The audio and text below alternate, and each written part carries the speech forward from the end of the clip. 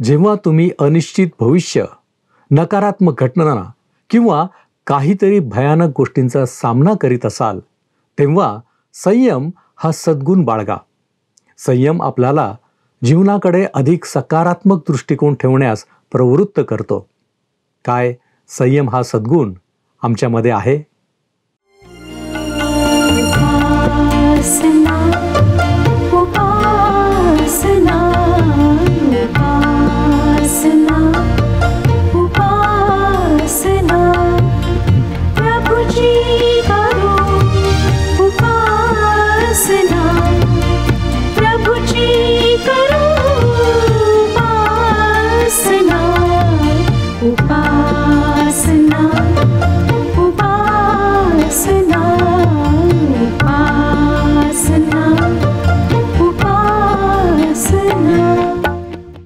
उपस्थित सर्व बंधू आणि भगिनींनो, उपासना कार्यक्रमामध्ये आपले हार्दिक स्वागत.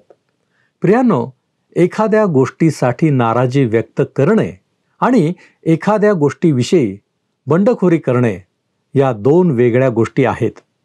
नाराजी व्यक्त करताना आम्ही सौम्यता बाळगतो, परंतु बंडखोरीमध्ये सौम्यता नसते. इतरांचे म्हणणे काय याविषयी विचार केला जात नाही. कधी कधी तर बळी तो कान पिळी या म्हणीप्रमाणे बंडखोरी उफाळून येते. आजच्या अध्ययनात कोणी कोणाविरुद्ध बंडखोरी केली, विरोध केला, तसेच या विरोधाचा परिणाम काय झाला हे पाहण्यासाठी प्रियांनो, आपण आपल्या अध्ययनाची सुरुवात करूया. श्रोत्यांनो, ह्या दिवसांमध्ये आम्ही स्तोत्रसंहिता या पुस्तकाचे अध्ययन करीत आहोत. 2ऱ्या अध्यायाची सुरुवात आम्ही केलेली आहे आणि 2ऱ्या वचनात आम्ही वाचले की परमेश्वराविरुद्ध व त्याच्या अभिषिक्तांविरुद्ध पृथ्वीवरील राजे उठले आहेत. सत्ताधीश एकत्र जमून मसलत करीत आहेत. हेच उदाहरण आम्हाला प्रेषितांची कृत्ये ह्यामध्ये सुद्धा पाहायला मिळते. पेत्र आणि योहान जेव्हा पुनरुत्थित ख्रिस्ताविषयी सांगत होते, तेव्हा त्यांचे अधिकारी, वडील व शास्त्री हे आणि प्रमुख याजक हन्ना आणि कैफा, योहान, अलेक्झांद्र व प्रमुख याजकांच्या कुळातील जितके होते तितके यरुशलेमेत एकत्र जमले. आणि ह्या सर्वांनी पेत्र व योहान ह्या दोघांना मधात उभे करून विचारले, तुम्ही हे कोणत्या सामर्थ्याने किंवा कोणत्या नावाने केले? तेव्हा पेत्र पवित्र आत्म्याने पूर्ण होऊन त्यांना म्हणाला, अहो लोकाधिकाऱ्यांनो व वडील जनांनो, एका दुर्बल मनुष्यावर कसा उपकार झाला, म्हणजे तो कशाने बरा झाला, याविषयी आमची आज चौकशी व्हायची असेल तर तुम्हा सर्वांना व सर्व इस्रायल लोकांना हे कळावे की ज्याला तुम्ही वधस्तंभावर खिळून मारले, ज्याला देवाने मेलेल्यातून उठवले, त्या नासोरी येशू ख्रिस्ताच्या नावाने हा मनुष्य बरा होऊन तुमच्या पुढे उभा राहिला आहे.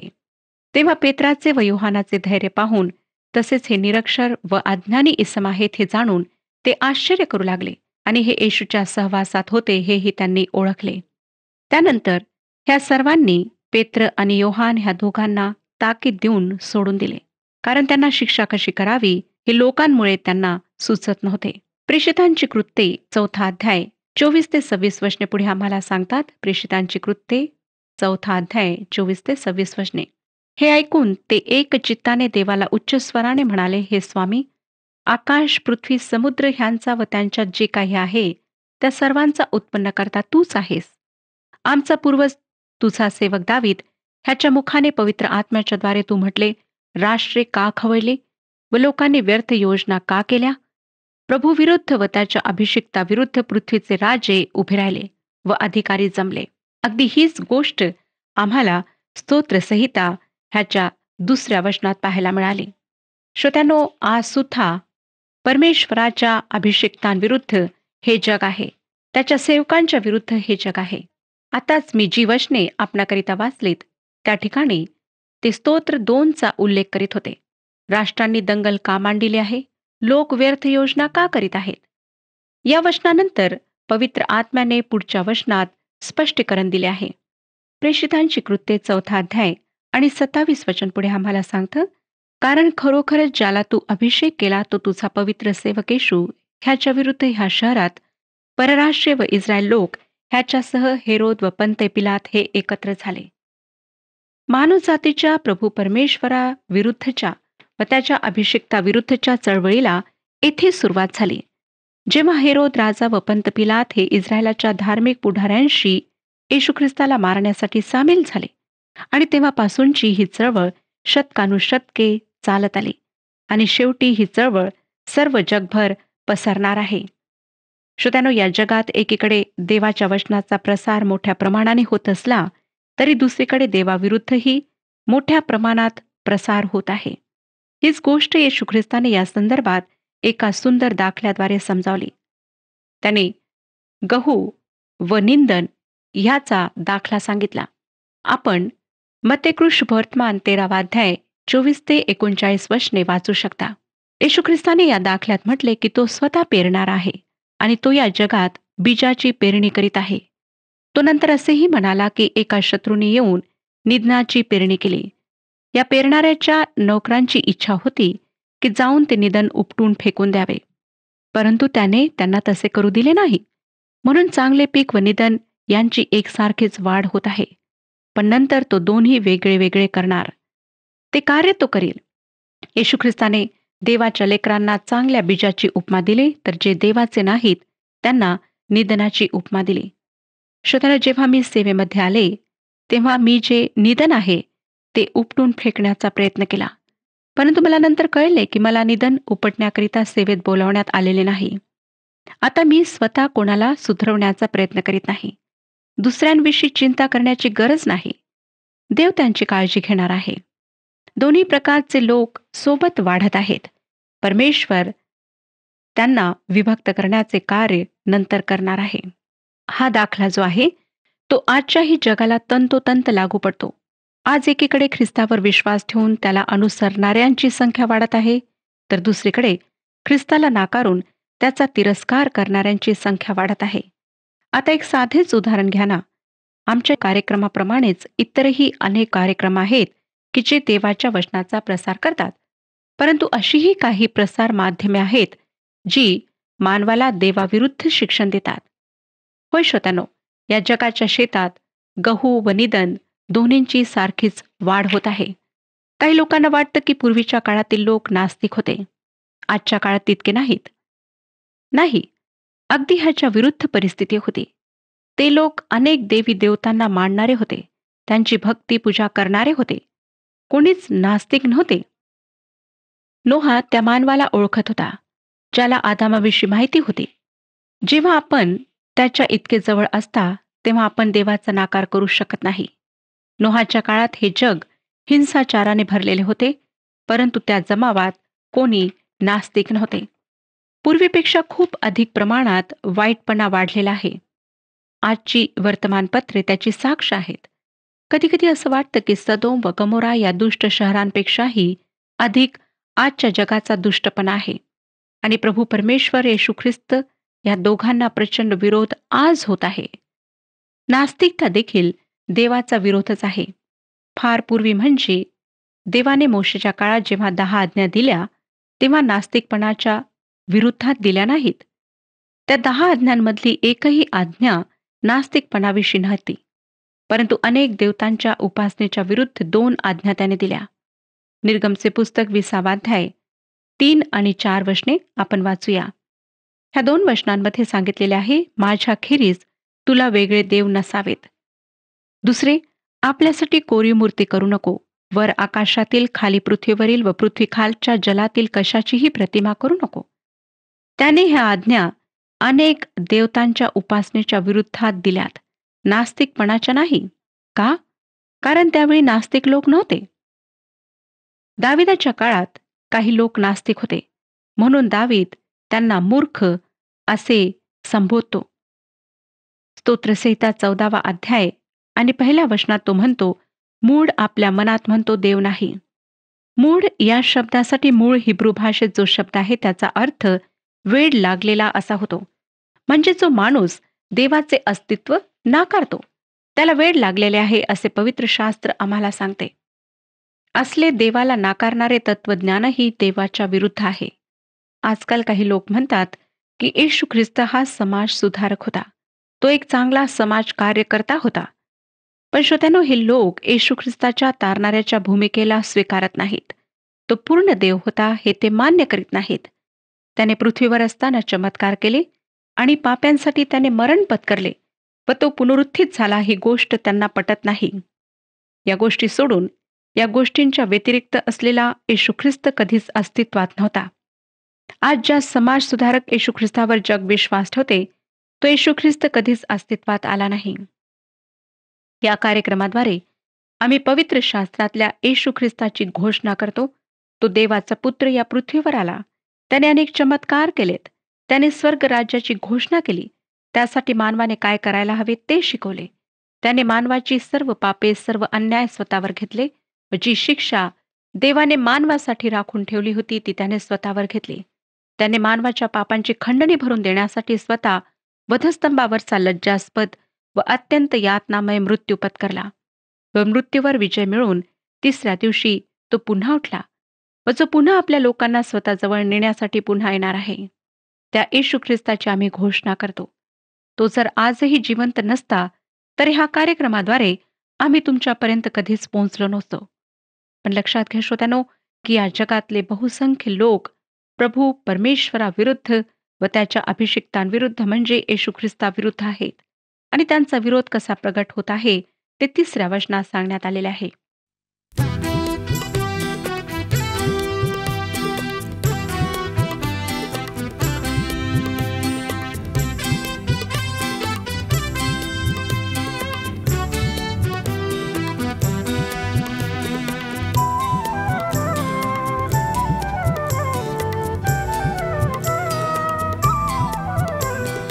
येशूने मला तारिले, ऐसे विश्वासले, स्वरक्त त्याने फाडिले, मी मुक्ती पावले. येशूने मला तारिले, ऐसे विश्वासले, स्वरक्त त्याने फाडिले, मी मुक्ती पावले.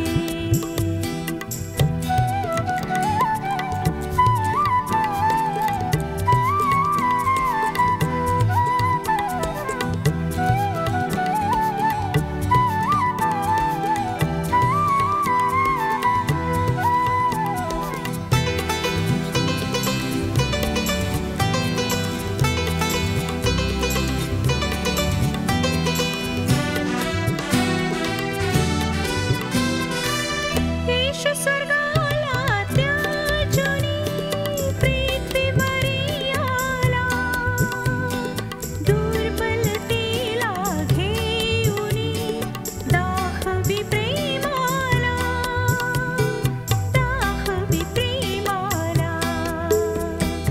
येशूने मला तारिले, ऐसे विश्वासले, स्वरक्त त्याने फाडिले, मी मुक्ती पावले.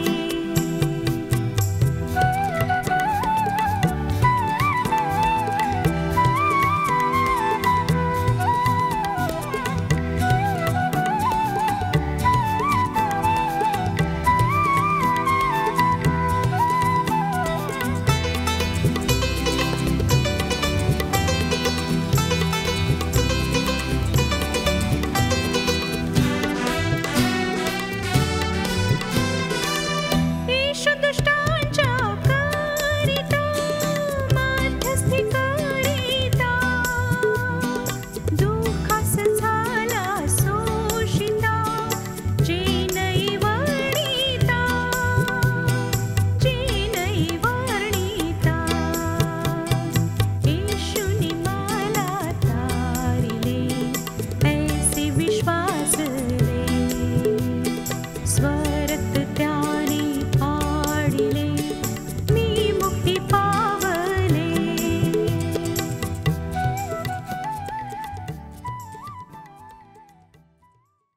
स्तोत्रसंहिता 2रा अध्याय 3रं वचन. चला आपण त्यांची बंधने तोडून टाकू, आपणावरील त्यांचे पाश फेकून देऊ. आज जग देवाने त्याच्यावर घातलेली बंधने तोडून देण्याचा प्रयत्न करीत आहे. ही जी बंधने देवाने मानवावर टाकली आहेत ती कोणती आहेत? विवाह. परमेश्वराने विवाहाची योजना मानवाच्या कल्याणासाठी केले आहे. आपण ख्रिस्ती असा किंवा नसा, परंतु विवाहाचे बंधन परमेश्वराने मानवाच्या कल्याणासाठी मानवावर टाकलेले आहे. मर्यादा ओलांडण्याचा प्रयत्न जगाने आज अनेक वेळा केलेला आहे. देवाच्या आज्ञांची बंधने त्याने तोडली आहेत. विवाह संस्था परमेश्वराने स्थापन केली. मानवजातीमध्ये सुव्यवस्था असावी, आरोग्य असावे यासाठी, मानवाच्या कल्याणासाठी परमेश्वराने ती स्थापली. परंतु विवाह संस्थेचे बंधन मानव झुगारून देत आहे. आज फक्त पाश्चात्य देशातच नाही, तर आमच्याही देशामध्ये विवाहाचे बंधन तोडणे अगदी सर्रास चालते. लोक विवाह बाह्य संबंध ठेवतात व सर्व प्रकारच्या अनैतिक गोष्टी करतात. स्त्री पुरुषांनी एकत्र राहण्यासाठी विवाहाची गरज नाही असे आजच्या मानवाला वाटते. आजच्या मानवाने देवाच्या सर्व नैतिक आध्यात्मिक बंधनांना झुगारून दिले आहे. जरासा 10 आज्ञांवर विचार करून पहा, त्यातील एक तरी आज्ञा आधुनिक माणूस पाळतो काय? मी असे म्हणत नाही श्रोत्यानो की या आज्ञांमुळे आमचे तारण होते. देवाने ह्या 10 आज्ञा आमच्या रक्षणासाठी दिलेल्या आहेत. या आज्ञा आम्हाला आमच्या आध्यात्मिक, नैतिक, सामाजिक जीवनासाठी, त्याच्यातल्या शांती व सुव्यवस्थेसाठी दिलेल्या आहेत. आज मानवाने त्या न पाळल्याने चोरी, खोटारडेपणा, व्यभिचार, खोटी साक्ष, लोभ, अन्याय, अत्याचार, खून, अनैतिकता यांचे वारेमाप पीक या जगात आले आहे. देवाने दिलेले त्याच्या आज्ञांचे बंधन आधुनिक मानवाने झुगारून दिले आहे. तो म्हणतो, चला आपण त्यांच्या दोऱ्या फेकून देऊ. आणि म्हणूनच बेकायदेशीरपणा, बेशिस्त कमालीची वाढली आहे. आजच्या जगातल्या राजकीय विश्वात अंधाधुंदी आहे. नैतिक विश्वात भ्रष्टाचार आहे आणि आत्मिक विश्वात अलिप्तता व तडजोड आहे. फक्त सामाजिक विश्वात सुखसोयी आहे, कारण प्रत्येकजण त्याला हवे तसे वागू शकतो. श्रोत्यानो, आजचे जग आहे ते असे आहे आणि ही वस्तुस्थिती, ही वास्तवता भयंकर आहे, अस्वस्थ करणारी आहे. दुसऱ्या स्तोत्राच्या पहिल्या 3 वचनांमध्ये आपण मानवजातीचे दृश्य पाहिले. आता पुढच्या वचनांमध्ये स्वर्गाचे दृश्य आपण पाहणार आहोत आणि देवबापाची वाणी आपण ऐकणार आहोत. या सर्व बाबतीत प्रभुदेवाला काय वाटते ते आपण वाचूया. स्तोत्रसंहिता 2 अध्याय आणि 4 वचन. स्वर्गात जो राजासनारूढ आहे तो हसत आहे, प्रभू त्यांचा उपहास करीत आहे. हे कोणत्या प्रकारचे हास्य आहे? शास्त्रात सुद्धा हास्य विनोद आहेत. श्रोत्यानो, मानव फार बढाया मारतो, त्यांच्या गप्पा फार मोठ्या असतात, पण तो तर निव्वळ पाण्यावरचा बुडबुडा, आळवावरचं पाणी आहे. तो त्याच्या तोकड्या सामर्थ्याने देवाविरुद्ध मोठ्या योजना करतो खरा, पण विचार करा की सर्वशक्तिमान देव जो स्वर्गात सिंहासनारूढ आहे, त्याच्यासमोर मानवाचे सामर्थ्य ते काय? त्याच्या योजना सामर्थ्यशाली देवासमोर व्यर्थच नाहीत काय? एखाद्या लहान कीटकाने महाकाय मानवासमोर शेखी मिरवावी, तसे मानवाचे सर्व सामर्थ्यशाली देवासमोर बंड करणे आहे. म्हणून असल्या त्याच्या मूर्खपणाबद्दल देवबाप त्याला हसतो. तो त्याचा उपहास करतो. खरोखर जिवंत देवाला, प्रभुदेवाला विरोध करण्याचे मानवाचे कृत्य किती हास्यास्पद व मूर्खपणाचे आहे, नाही का श्रोत्यानो? आपण आता पुढचे वचन वाचूया. 5वे वचन. पुढे तो त्यांच्याशी क्रोधयुक्त होऊन बोलेल, तो संतप्त होऊन त्यास घाबरे करेल. ह्या पृथ्वीवर प्रगट होणारा हा न्याय आहे. मानवाने देवाला केलेल्या हास्यास्पद विरोधाचा देवावर काय परिणाम होणार? त्या विरोधामुळे प्रभुदेव आपला निर्णय बदलत नाही किंवा त्यापासून ढळत नाही. देवाला या विश्वाविषयी, मानवजातीविषयी पूर्वज्ञान असल्याने त्याला मानवाच्या विरोधाने काहीच फरक पडत नाही. त्याला त्याचे संकल्प, त्याच्या योजना चांगल्या माहीत आहेत. आपण काय करतो, कशासाठी करतो हे त्याला ठाऊक आहे. आणि मानव काय करतो व त्याच्या योजना काय आहेत हे सुद्धा प्रभुदेवाला चांगले माहीत आहे. परंतु तो आपल्या पूर्वयोजनेप्रमाणे कार्य करीत आहे. मला वाटतं की या जगाकरिता त्याचे 2 हेतू आहेत. एक या पृथ्वीशी संबंधित, दुसरा स्वर्गाशी संबंधित. आणि मला वाटतं स्वर्गाशी संबंधित असलेल्या हेतूच्या परिपूर्तीसाठी तो कार्य करीत आहे. इब्री लोकास ज्याने पत्र लिहिले त्याने हा हेतू स्पष्ट केला. हा हेतू आहे देवाच्या लेकरांना आपल्या गौरवी घरामध्ये आणणे. आज देवबाप आपल्या नामामध्ये या जगातून लोकांना बोलावित आहे. हा त्याचा सध्याचा हेतू आहे. प्रभुदेवाचा दुसरा हेतू आहे जो 6व्या वचनात देण्यात आलेला आहे. स्तोत्रसंहिता 2 अध्याय 6वे वचन. तो म्हणेल, मी आपल्या पवित्र सियोन डोंगरावर आपला राजा अधिष्ठित केला आहे. प्रभू परमेश्वर कोणत्याही प्रकारे तडजोड न करता, लक्ष विकेंद्रित न करता, संकोच न करता आपला हेतू पूर्णत्वास नेत आहे. तो हेतू हाच की या पृथ्वीवर येशू ख्रिस्त ज्या सिंहासनावर आरूढ होईल त्याची स्थापना करणे. होय श्रोत्यानो, ही घटना घडणार आहे. तिला विलंब लागणार नाही आणि देवबाप त्याच्या स्वतःच्या वेळापत्रकानुसार कार्य करीत आहे. काही लोक विचारतात, जर येशूने येण्यास विलंब केला तर काय होईल? देवाची ती वेळ आम्हाला कोणालाही माहीत नाही. पण एक गोष्ट नक्कीच आहे की तो येणार आहे व त्याच्या नेमलेल्या वेळीच तो येणार आहे. आता या स्तोत्रातले पुढचे म्हणजे 3रे दृश्य आपण पाहणार आहोत. त्यामध्ये देवाचा पुत्र येशू ख्रिस्त याची वाणी आपण ऐकणार आहोत. तो म्हणतो, मी निर्णय कळवतो. ज्यांनी ईश्वर विज्ञानाचा अभ्यास केला आहे त्यांना माहीतच असेल की येशू ख्रिस्त देवाचे निर्णय अंमलात आणतो. तो या 7व्या वचनात काय म्हणतो ते पहा. 2 अध्याय 7वे वचन. मी परमेश्वराचा निर्णय कळवितो. तो मला म्हणाला, तू माझा पुत्र आहेस, आज मी तुला जन्म दिला आहे. श्रोत्यानो, या वचनाचा नेहमीच चुकीचा अर्थ लावला जातो. येशू ख्रिस्ताला देवाने जन्म दिला म्हणजे त्याच्या अस्तित्वाची त्याच्या जन्माबरोबर सुरुवात झाली असा त्याचा अर्थ होतो. परंतु ह्या वचनात येशू ख्रिस्ताच्या जन्माविषयी काहीच हवाला नाही. हा अर्थ चुकीचा आहे. हे वचन प्रेषित पौलाने पिस्दिया येथील अंत्योखियाच्या मंडळीसमोर जो उपदेश केला त्यामध्ये वापरले. तो संदर्भ आहे प्रेषितांची कृत्ये 13वा अध्याय आणि 33वे वचन. प्रेषितांची कृत्ये 13वा अध्याय 33वे वचन. देवाने येशूला पुन्हा उठवून ते वचन आपल्या मुलाबाळांकरिता पूर्ण केले आहे. 2ऱ्या स्तोत्रातही असे लिहिले आहे, तू माझा पुत्र आहेस, आज मी तुला जन्म दिला आहे. हा संदर्भ माझा विश्वास आहे की हा उपदेश त्याच्या महान उपदेशकांपैकी एक आहे. हा संदर्भ येशू ख्रिस्ताच्या जन्माचा नाही. त्याच्या अस्तित्वाची सुरुवात या अर्थाने जन्म देणे हा शब्द वापरण्यात आलेला नाही. तर हा संदर्भ त्याच्या पुनरुत्थानाविषयीचा आहे. योसेफाच्या थडग्यातून ख्रिस्ताला बाहेर काढण्यात आले असा त्याचा अर्थ आहे. येशू हा देवाचा चिरंजीव पुत्र आहे आणि देवबाप चिरंजीव पिता आहे. ते दोघेही चिरकालातले सर्व काळातले आहेत. त्रैक्यामधले त्यांचे स्थान हेच आहे आणि म्हणून येथे ख्रिस्ताने जन्मण्याचा प्रश्नच उद्भवत नाही. परंतु मरणातून पुन्हा उठण्याशी त्याचा संबंध आहे. पुनरुत्थानाशीच संबंध आहे. येशू ख्रिस्त देव आहे व माणूसही आहे. पूर्ण देव व पूर्ण मानव आहे. या तत्वाचा पुरस्कार या वचनात केला आहे.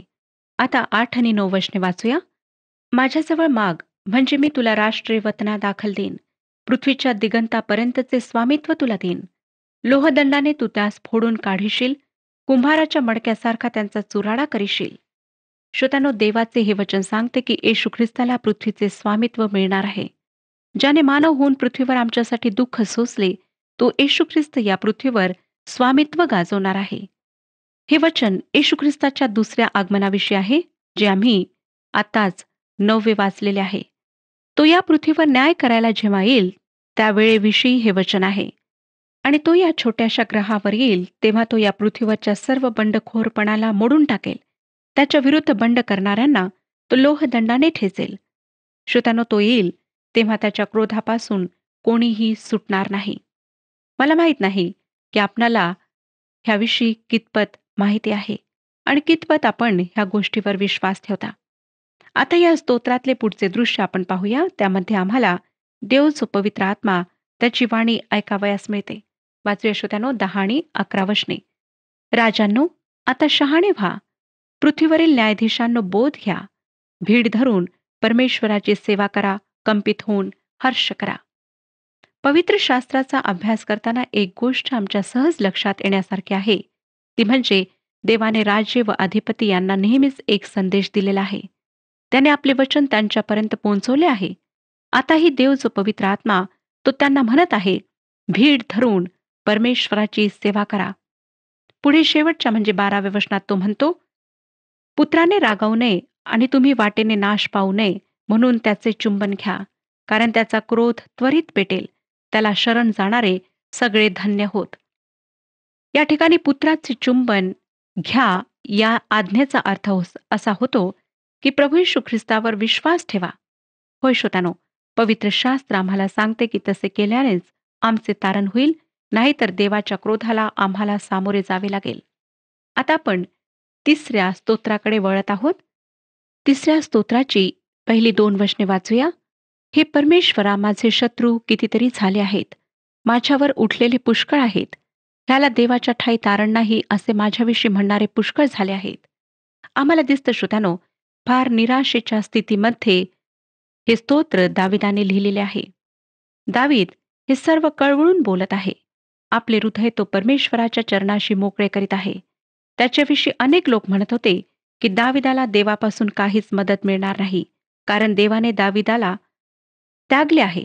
काही लोकांना वाटतं की देव दाविदाबरोबर इतक्या सहनशीलतेने कसा वागला, कोण जाणे. पण मला वाटतं की देव आमच्यापैकी प्रत्येकाशी फार धीराने आणि संयमाने वागतो. आणि म्हणूनच श्रोत्यानो, आजपर्यंत आम्ही नाश झालो नाही, भस्म झालो नाही. अजूनही त्याची कृपा आमच्यावर आहे. प्रभू परमेश्वर ह्या विषयात आपले मार्गदर्शन करो आणि आपणाला आशीर्वाद देव. मागील कार्यक्रमातील प्रश्नाचे उत्तर आहे ए. नीतिमानांचा मार्ग परमेश्वराला अवगत असतो. आजचा प्रश्न आहे, स्तोत्र 2च्या पहिल्या 3 वचनांमध्ये कोणाचे दृश्य दिसते?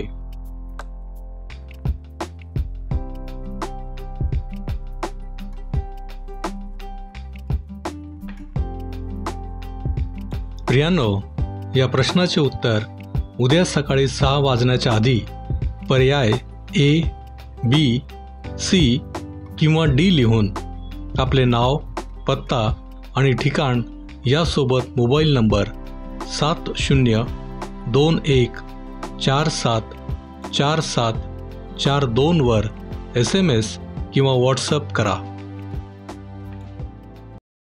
प्रियांनो, आपण पाहिले की राजे आणि शासक यांनी देवाविरुद्ध आणि त्याच्या अभिषिक्ताच्या विरुद्ध बंड केले. या बंडखोरीवर देवाने हसून प्रतिसाद दिला. मानवाला मात्र या विरोधाच्या परिणामांना सोसावे लागले. प्रियांनो, आम्ही पाहिले की देव धीराने आणि संयमाने वागतो. काय आमच्यामध्ये धीर आणि संयम आहेत? काय आम्ही देवाच्या सेवकांविरुद्ध कृत्य करतो? प्रियांनो, योग्य वर्तन करण्याचा प्रयत्न करा. देव आपणास आशीर्वादित करेल. आपण प्रार्थना करूया. प्रभूजी, आम्ही तुझे लेकरं या नात्याने तुझ्या चरणापाशी आलेलो आहोत. आमच्या जीवनामधल्या प्रत्येक गोष्टींबद्दल तुझे आम्ही स्तुती करतो, आभार मानतो, धन्यवादही देतो. होय प्रभूजी, आम्ही आमच्या जीवनामधून तुझ्याकडे पाहण्याचा प्रयत्न करीत आहोत. कारण प्रभूजी, तू आमचं निर्माण करता आहेस हे आम्हाला समजून चुकलेलं आहे. आणि म्हणूनच प्रभू परमेश्वर दे बाप्पा, आम्ही तुझ्यामध्ये अधिक दृढतेने राहावं, या जगामध्ये वागताना योग्य गोष्टी कराव्यात. आणि प्रभू परमेश्वर दे बाप्पा, त्याच्याद्वारे तुला गौरव प्राप्त व्हावं म्हणून आम्ही तुला विनंती करतो बापा. होय प्रभूजी, तू आम्हाला कधी सोडत नाहीस, कधी टाकत देखील नाहीस, कारण तू आमचा महान निर्माण करता आहेस. आणि म्हणूनच प्रभू परमेश्वर दे बाप्पा, आमची आत्मिक उन्नती होण्यासाठी आम्ही तुझ्याकडे विनंती करतो, प्रार्थना करतो. तू आमचा ताबा घे, आम्हाला आशीर्वादित कर. तारणाऱ्या प्रभू येशू ख्रिस्ताच्या नावात ही प्रार्थना करतो म्हणून तू ऐक. आमेन. प्रभूमध्ये आनंद करा, उल्हास करा. प्रभू आपणास आशीर्वादित करो.